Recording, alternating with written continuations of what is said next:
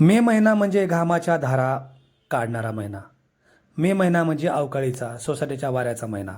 या महिन्यामध्ये नदीला पूर, ओढ्यानाल्यांना पूर ही कल्पनाही कोणी करू शकणार नाही. पण यावर्षी मात्र साऱ्यांचीच दाणादाण उडवली.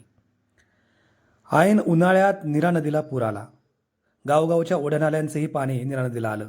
30,000 क्युसेकचा विसर्ग घेऊन नीरा नदी वाहू लागली आणि याच काळामध्ये उन्हाळ्यातलं काम पूर्ण करायचं म्हणून पोकलेनद्वारे बंधाऱ्याचं काम करणारे 2 कारागीर मात्र अडकले पाण्यात.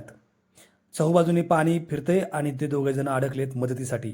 अशावेळी जामचे सगळे सहकारी, जाम गावातले सगळे युवक धावत गेले आणि त्यांनी प्रसंगावधान राखत या 2 युवकांना नदीबाहेर सुखरूप काढलं. त्याची ही कहाणी. एकीकडं परिसरामध्ये, नदीपात्राच्या परिसरामध्ये प्रचंड पाऊस, 3 दिवस सलग पाऊस, आणि दुसरीकडे धरणाच्या कार्यक्षेत्रातही तेवढाच पाऊस. अशा परिस्थितीमध्ये नीरा नदीला महापूर आला. आजूबाजूच्या गावातील ओढे नाले प्रचंड वेगाने नीरा नदीला मिळू लागले आणि नीरा नदीमध्ये अचानक पूर आला. अशाच परिस्थितीमध्ये जाममध्ये बंधाऱ्याचं काम सुरू होतं. या बंधाऱ्याच्या कामासाठी पोकलेन नदीच्या पात्रात आणला होता. मात्र अचानक आलेल्या महापुरानं पाणी वाढू लागलं आणि पाण्यानं या मशिनीलाही वेढलं. या मशिनीवर काम करणारे 2 जण यात अडचणीत आले. ते मदतीसाठी धावाधाव करू लागले, आरडाओरडा करू लागले आणि जाम गावच्या या सगळ्या तरुणांना समजलं.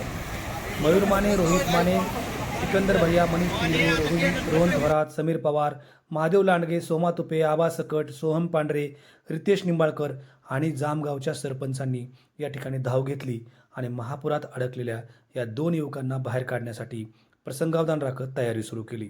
काही वेळातच या दोन्ही युवकांना नदीच्या पात्राबाहेर सुखरूपरित्या बाहेर काढलं गेलं. खरं तर गावाकडची पोरं नदीत पोहण्यात तरबेज. नदीला महापूर आला तरीसुद्धा ते पोहू शकतात. प्रशासनानं या